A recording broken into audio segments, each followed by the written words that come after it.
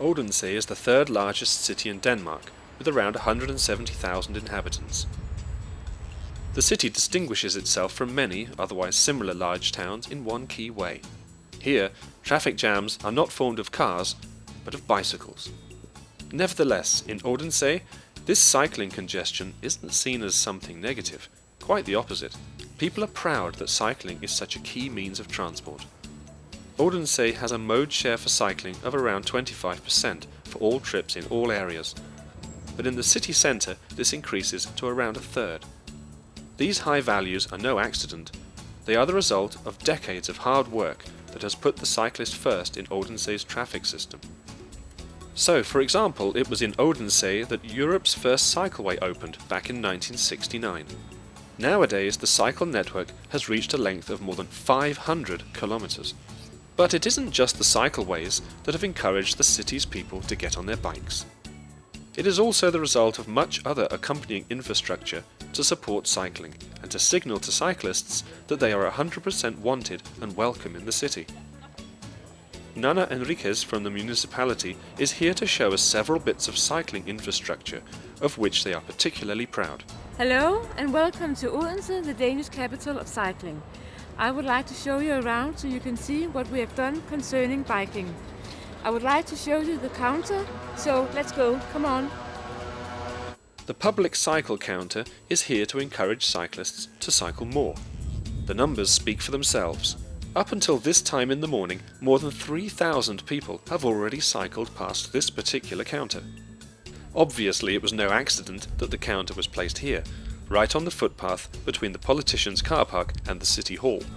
In this way, they can be reminded daily just how many of the city's people travel by bike. To make navigation easy, signposts have been erected all over the city area.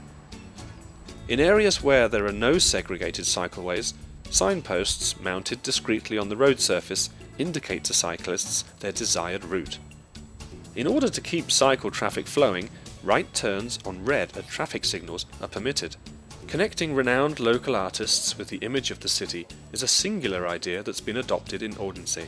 The best example of this is the use of the silhouette of the city's most well-known son, the fairy tale story writer Hans Christian Andersen, on the green of pedestrian and cyclist traffic signals. The leg of the soldier from one of his stories is echoed in the shape of bollards that are used to separate cycle and footways from the roadway. Odense also provides world-class examples in relation to cycling parking and campaigns to encourage more cycling. Citizens are mostly very satisfied with the way in which their city's transport policy supports its high quality of life. It's easier to get around on a bicycle. It takes a longer time if you take the car around. Mm-hmm. There's no parking spaces in the middle of the city. Therefore, it's easier to take a bike. So it's a very nice walking city. There's a lot of places to walk, and there's a lot of paths you can go between green areas and so on. Along the creek you can go. You can go downtown. You've got the walking, the pedestrian streets. Mm-hmm. So it's a nice town to walk in. In future, the municipality would like to raise the overall mode share for cycling to 50%. For this reason, there is still a long way to go in putting into place more new measures to encourage cycling. So, for example, in the near future, this street, one of the city's main arterials, will be closed to cars, and only public and environmentally friendly modes of transport will be allowed. So, in the future, it's clear that Odense will, for many other European cities, continue to be a shining example of a vision and of measures implemented in the field of cycling transport.